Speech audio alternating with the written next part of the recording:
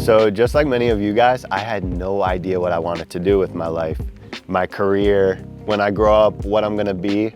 I really had no direction and no idea, but I knew I wanted something different. I wanted something better. You know, I had this feeling in me that I wanted something that wasn't what the school system was kind of breeding me up and conditioning me and training me up to be.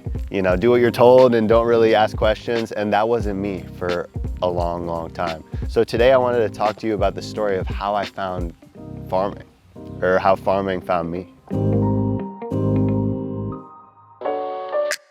So this is my story of how I got into farming, and it's really a story about what happens when you trust your intuition and start to pay attention to what the universe is bringing to you. I guess what I'm trying to say is, I believe our lives really begin when we begin to follow our intuition and have faith and trust in the universe. I remember as a kid would like make fun of country people and stuff like that, probably because I was ignorant. Probably because, you know, my mom and dad were from cities. My mom's from Long Island, my dad's from Chicago. We moved to the suburbs. I was born in Chicago, moved down to Florida, but I always was I felt like missing something, like there was a disconnect. It was this feeling where, you know, we weren't maybe living in alignment. So fast forward, I drop out of college and I was probably like all in. I was, looking back, like I'm all in on being independent, finding my own path.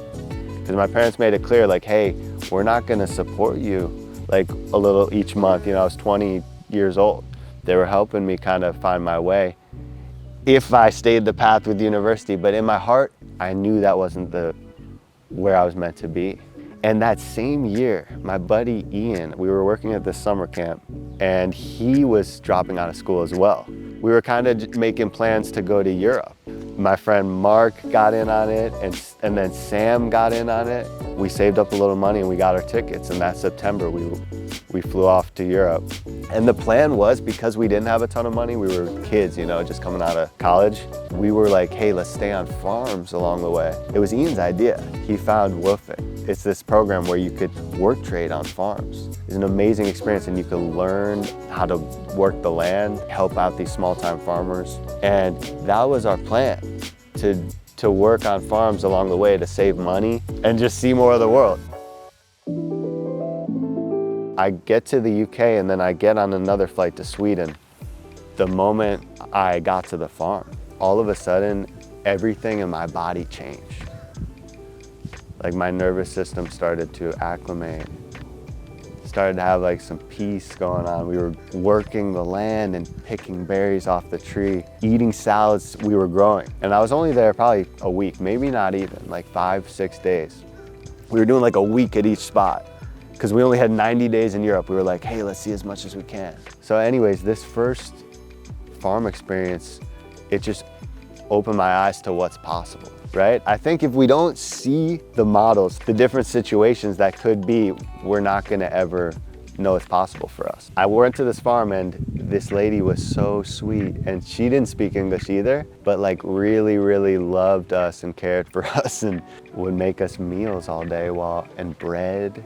And we would work the land, and she was grateful for our support. You know, I think she was a nurse in town. Like the bread we grew was from the grains that she was growing behind her house. And the milk and the yogurt was from the cows down the street. And everybody kind of had their own little specialty on the street.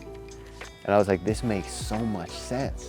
I don't remember going to a grocery store while I was in Sweden, because it was all there for us on that little farm road. And that lady on the first farm, I said, how do you know how to do all this? Like after that first day of work, I was trying to learn it all. She's like laughing, like read this book and start to understand what's going on out here. This book was called The Self-Sufficient Gardener by John Seymour. And it was like the manual, if you will, to kind of what we're doing now at Urban Abundance on a smaller scale. I wanted to understand how to make a homestead for myself one day. And that's where it all began. So after that, I proceeded to work on probably 20 different farms in the next 3 years. The more like I worked on these farms and learned from people who knew how to cultivate the land or process the food and like use these ingredients and like understand the science behind it all. Like I'd start to realize I don't know a lot at all. I need to be humble and I need to be open. And I need to kind of start to gain this wisdom, right? I remember thinking at that time, I said, this is it. Like, I want to do this. And not thinking that it would turn into urban abundance and what it has, but I knew that I wanted to have a farm and live this way of life. It's just so true and so authentic, and like I felt it. This is in me because it was what all my ancestors did for who knows how many generations. Like, this is what I'm meant to be doing, and I felt that. And I think that feeling of connectedness to our human nature and that lifestyle is what I was missing growing up. And I just wanted to share with y'all today like where it all started and that first farm experience.